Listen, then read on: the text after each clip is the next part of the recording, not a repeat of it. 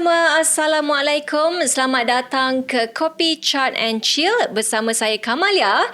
Dan kali ini Kamalia bersama dengan... Saya Saiful. Ya, Saiful.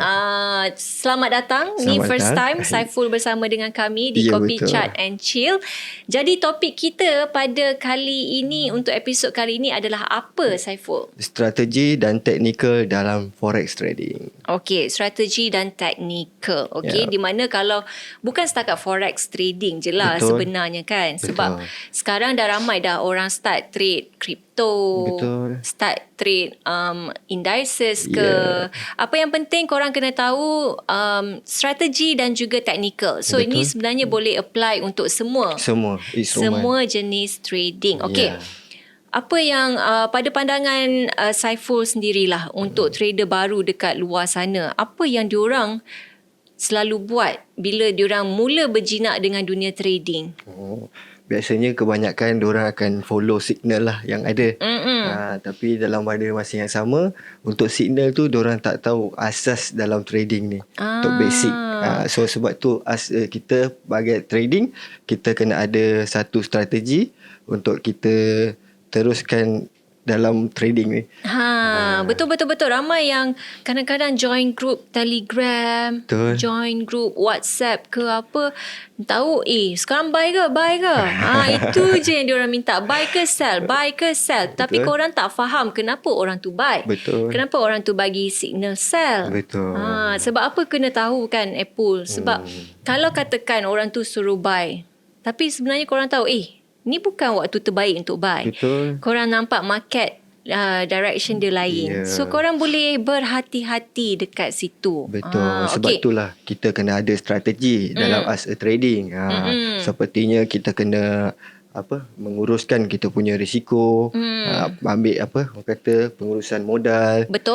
Dan juga kita kena tahu kita punya size lot untuk trading. Dan pelbagai lagi lah yang kita perlu strategikan, yang perlu ada untuk kita trading. Okey Apple, mungkin Apple boleh bagi Apple saya panggil Apple tak boleh. apalah. Tak ada masalah. Sama je. Mungkin Apple boleh berikan contoh lah strategi kalau untuk short term trading dan juga strategi untuk long term trading. Ada beza ataupun sama sahaja? Kita ada perbezaan lah as a trader. Seperti kalau jangka masa pendek ni, kita ambil yang scalping. Kita boleh ambil time frame kecil seperti M1, M5 ke M15 lah. Tapi dalam pada jangka yang masa panjang, so kita boleh ambil as a swing trader dan kita ikut pada intraday punya side lah. Intraday. So maksudnya dia lebih kepada time frame yang besar. Ya, betul. Tapi kena sabar sikit lah. Betul. Itu yang susah sebenarnya trader kat luar sana ni. Yang baru-baru ni selalunya dia orang tak sabar. Betul. Alah, H1 kena tunggu 1 jam. H4 kena tunggu lagi 4 jam. Jadi itu masalah dia. Okey, selain daripada strategi, apa lagi yang penting? Untuk teknikal pun salah satu penting jugalah bagi pendapat as kita trader. Sebab dengan teknikal ni kita boleh guna dengan pelbagai cara yang ada dalam kita punya chart tu. Kita boleh pilih kita punya teknik yang ada untuk kita baca dan tahu pergerakan harga masa pasaran. Okey. Jadi contohnya lah, kalau katakan dalam forex, macam mana yang diorang nak tahu apa itu teknikal sebenarnya? Okey, teknikal ni macam seperti orang kata kita punya kesepahaman saya lah, seperti chart candle pattern, seperti orang kata indikator. So semua benda tu yang kita kena combinekan dengan strategi yang kita ada. Begitu. Okey, bila sebut pula kita nak gabungkan gabungkan kedua-duanya. Jadi bagaimana strategi dan teknikal ni sebenarnya boleh membantu trader di luar sana? Betul, boleh, tak ada masalah. Sebab kalau kita dah tahu as kita punya modal yang kita keluarkan, so kita kena tahulah berapa yang kita nak kena buka untuk size slot. So jadi kita dah tahu, so kita cuba belajar satu teknik yang ada. Macam contohlah kepada yang mana kat luar sana belajar daripada segi education kat luar-luar, daripada IB. yang ada. So ambil teknik yang ada untuk diorang combinekan, campur dengan technical. Dengan teknikal diorang dan juga strategi Dengan strategi masing-masing. masing-masing. Okey, saya nak tanyalah, Apple adakah awak seorang trader? Tak kerap lah, part time lah. Pernah trade lah. Pernah trade. Okey. Jadi apakah antara teknik yang Apple sendiri guna ataupun strategi yang Apple rasa strategi ni bagus, saya rasa saya nak kongsi dengan orang? Kalau asa saya sama juga macam saya as a scalper. So saya pun akan ambil daripada segi indicator untuk cara guna Fibo. Macam Apple banyak guna Fibo. Ya, betul. Sebab Fibo ni orang kata dalam jangka masa yang pendek kita boleh dapatkan hasil profit. Walaupun 1% itu adalah profit. Ya, betul. So kalau kita kumpul, benda tu makin lama makin banyak, makin besar lah. Cumanya kita kena kawal daripada segi kita punya emosi untuk as a trader. Okey. As a scalper, ni saya first time saya jumpa orang yang mengaku dia scalper. Scalper ni sebenarnya macam mana cara korang trade? Macam time frame apa yang korang guna? Okey, macam as saya akan berapa pips yang korang target? Betul. So macam kita orang as saya sendiri, saya akan target lah daily untuk saya punya position sendiri. Macam almost pun saya akan target 50 pips. 50 minimum, pips. Maksimum lah tu. Maksimum 50 pips profit. Dan untuk cut loss saya biasanya akan average dalam 20 ataupun 30 pips. So dah 20 terus cut. Kalau tengah floating lah, betul. Floating merah. Okey. Jadi kalau time frame selalunya Apple akan refer ke time frame M15 ke? Ya, betul. Untuk permulaan biasa kita akan buka chart, kita akan lebih better buka time frame yang lebih besar dululah untuk kita tahu pasaran harga. So baru kita akan buka lebih kecil.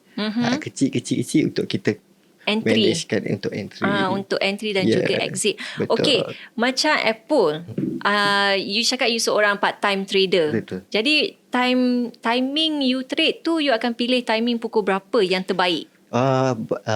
Ikut pada news juga. Sebab kadang untuk pergerakan harga ni kita kena tahu sebab news akan keluar setiap 4 jam sekali. Betul. So setiap 4 jam tu kita boleh monitor untuk tengok harga pasaran tu. Sama ada kita boleh beli ataupun tidak.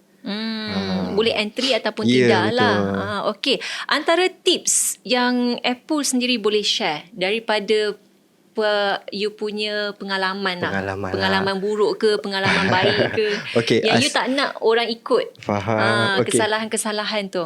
Kalau bagi nasihat kepada semua, kalau boleh as permulaan trader, biarlah kita kena kenal pasti baca news terlebih dahulu untuk tahu pergerakan harga pasaran, sama ada uptrend ataupun downtrend. So kat situlah kita boleh jaga, kawal kita punya position yang sesuai untuk kita beli ataupun jual. Okey, pernah tak Apple ada bad experience? Pengalaman buruk? Banyak waktu juga. Mula-mula start. Kongsikan sikit. Kongsikan satu-satu. Kita nak dengar ni cerita-cerita yang pengalaman-pengalaman ni. Ya, kalau macam bad news lah. Macam saya dulu untuk permulaan, kita tak tahu apa-apa. Just kita ikut pada kawan, deposit. Kita tak tahu apa-apa lah. tulis. Awak yang masuk grup signal tu? Kita tak ikut signal. Tapi kita tengok harga naik, kita beli. Harga turun, kita jual. Kita tak tahu apa tak tahu harga sebab pasaran. Tak tahu sebab. So jadi itu bila, lagi dahsyat tapi bila kena time news, kenalah. Hilang. Hilang. duit. Ingatkan profit. Hilang terus. Hilang terus duit.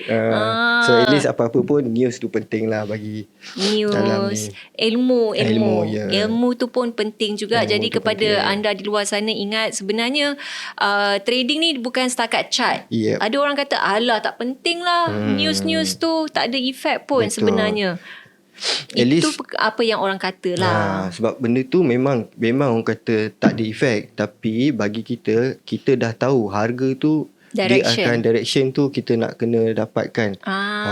Sama ada memang kita boleh tahu position tu, sama ada boleh beli ataupun jual. Dan daripada segi pasaran yang sama juga, news ni daripada segi apa orang kata, kita dapat tahu harga pasaran bank semasa, apa currency yang kita nak trade. Betul.